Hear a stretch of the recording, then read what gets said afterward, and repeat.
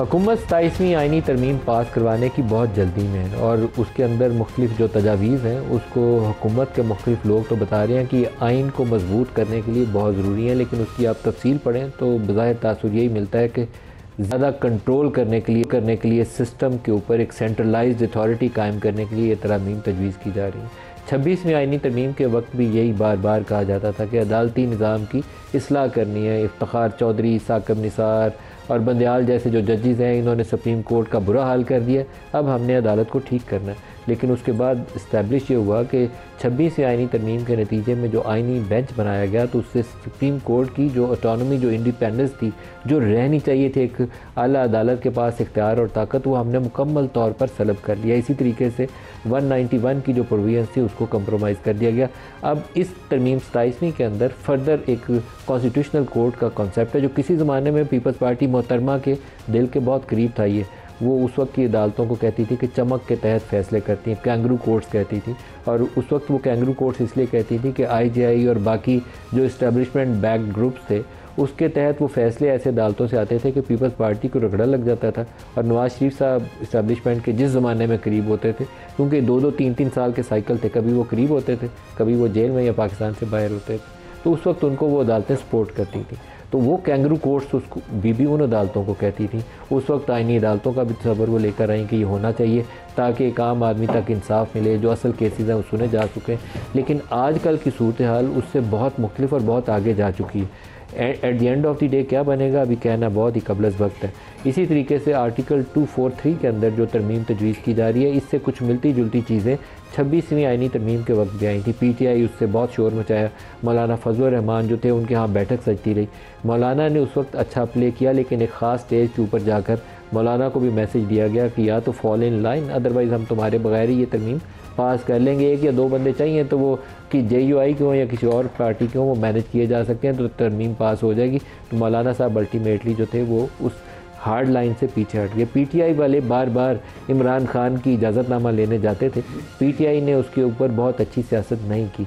उन्हें पब्लिकली कुछ इश्यूज़ के ऊपर पोजीशन लेनी चाहिए थी, जिसमें आइनी बेंच के ऊपर भी उन्हें पोजीशन इख्तियार करते हुए अंदर एक फ्रीक बनना चाहिए था। लेकिन वो पहले तो मुशावरत में शामिल रहे, मौलाना के ज़रिए मिलते भी रहे, आते भी रहे, जाते भी रहे, फाइनल स्टेज पर पीछे हट गए।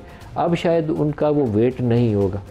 वेट इसलिए नहीं होगा कि हुकूमत उसके बगैर ये तरमीम कौमी असम्बली से भी और सेनेट से भी पास करवा के आगे निकल जाएगी। लेकिन क्या ये बहुत अच्छी चीज़ है? मैं पहले भी बार बार चीज़ एक दोहराता हूँ, आज फिर दोहराऊँगा कि NFC अवार्ड जो इसी तरमीम के अंदर एक हिस्सा है, वो आज कर लें, 6 माह बाद कर लें, साल बाद कर लें, वो हमें करना पड़ेगा, नागुज़ीर है। करना क्यों पड़ेगा कि आपने सूबों को वसाइल इतने ज़्यादा दे दिए हैं कि वो कचरे के डब्बे के ऊपर भी अपनी तस्वीरें छाप के वो पैसे ज़ाया कर रहे हैं।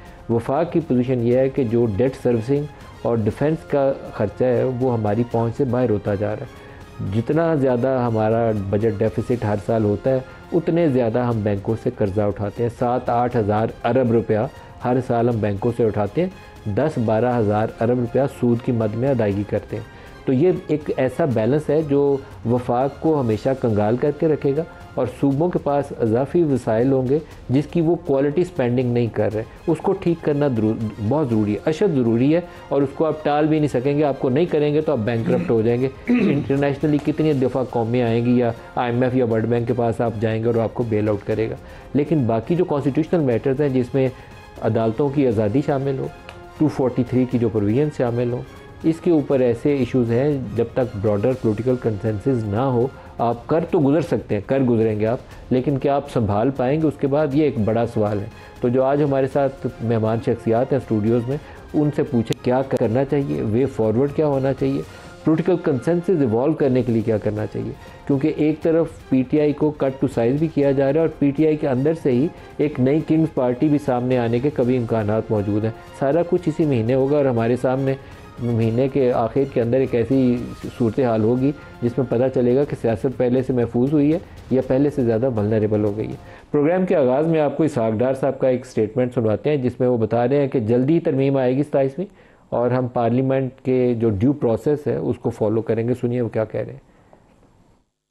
मैंने वैसे महल क्लैरिफाई कर दिया, आई एश्योर यू कि ये गवर्नमेंट की ही है, गवर्नमेंट ही आएगी और गवर्नमेंट का ये जिम्मेदारी है कि वो लाए। ये कहीं से पैराशूट नहीं हो रही। ट्वीट मैंने भी देखी बिलावल भुट्टो साहब की, उन्होंने जो एरियाज आइडेंटिफाई किए हैं उन एरियाज पे बात हुई है।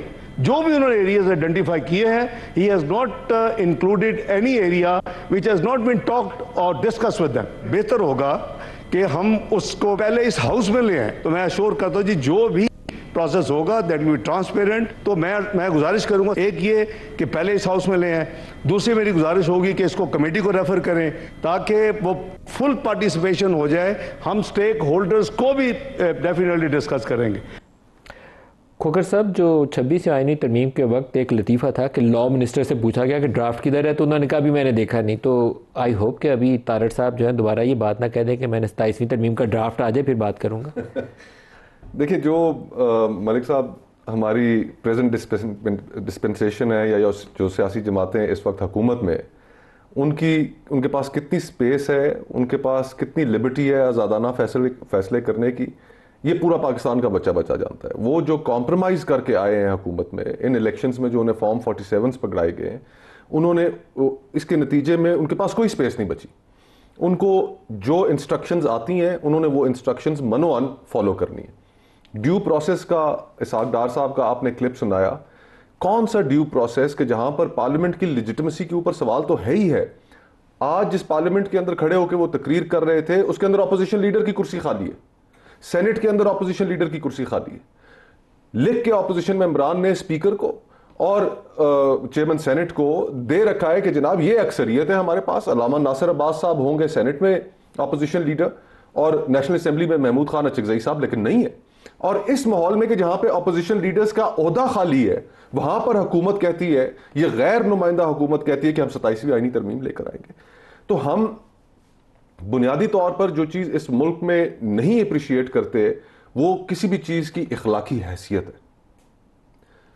कवानीन की, पार्लियामान की जब तक इखलाकी हैसियत नहीं होगी, लोग नहीं तस्लीम करेंगे, लोग नहीं मानेंगे। आप वक्ती तौर पर तो उनको नाफिज कर सकते हैं, वक्ती तौर पर लोगों के गले के से नीचे उनको गुजार सकते हैं जबरदस्ती, लेकिन इवेंचुअली ये चीजें अंडू होनी है। 26 कॉन्स्टिट्यूशनल अमेंडमेंट आप देख लें, उस वक्त हमें यह बताया गया, पाकिस्तान के सामने यह मुकदमा बनाया गया कि जी इंसाफ की फराहमी के लिए बहुत जरूरी है कि ये कॉन्स्टिट्यूशनल बेंच बने। लेकिन नतीजा क्या निकला? नतीजा यह निकला कि आज एग्जीक्यूटिव को मुकम्मल दस्तरस हासिल हो गई है अदलिया के ऊपर, उनकी अपॉइंटमेंट्स के ऊपर। और ये जो बिलावल साहब ने जो ट्वीट की, इसके अंदर 7 चीज़ों का उन्होंने जिक्र किया जी। सर, मैं उसकी तफसील की तरफ आता हूँ। सुप्रीम कोर्ट बार एसोसिएशन के हेड हमारे साथ हैं हारून रशीद साहब। हारून साहब, आपका बहुत शुक्रिया। सर, ये जो 27वीं आईनी तरमीम और आईनी अदालत की बात की जा रही है, आपकी सुप्रीम कोर्ट बार एसोसिएशन का इसके ऊपर क्या रद्द-ए-अमल है? ऑलरेडी पहले अंडर डिस्कशन था जब 26 अमेंडमेंट बनी थी। हेलो जी सर, जब ये 26 आईनी तरमीम आई थी उस वक्त इसका तो उसमें भी आईनी कोड का ही जिक्र था और आईनी कोड कंप्लीट होनी थी, लेकिन वो पॉलिटिकल पार्टीज की कंसेंसस के साथ उस वक्त 26 अमेंडमेंट आई थी कि चले अगर को फुल कोड नहीं बन सकती, इंडिपेंडेंट कोड नहीं बन सकती, तो फिलहाल आईनी बेंच तश्कील दिया जाए, लिहाजा बेंच हो गया। अब ये देखें, फेडरेशिएट कोर्ट कंस्टिट्यूशनल कोर्ट है और इंडिपेंडेंट कोर्ट है। इसी तरह अगर कॉन्स्टिट्यूशनल कोर्ट इंडिपेंडेंट हो जाए और बाकी जो सुप्रीम कोर्ट है वो इंडिपेंडेंट रहे, तो इसका मतलब है कि पब्लिक लिटिगेशन जो है वो इलादा हो जाएगी और पॉलिटिकल आईनी मामला जो है वो इलादा हो जाएंगे। इसके बनने में तो कोई इतराज नहीं है। आप सपोर्ट करते हैं? सुप्रीम कोर्ट बार इसको सपोर्ट करती है?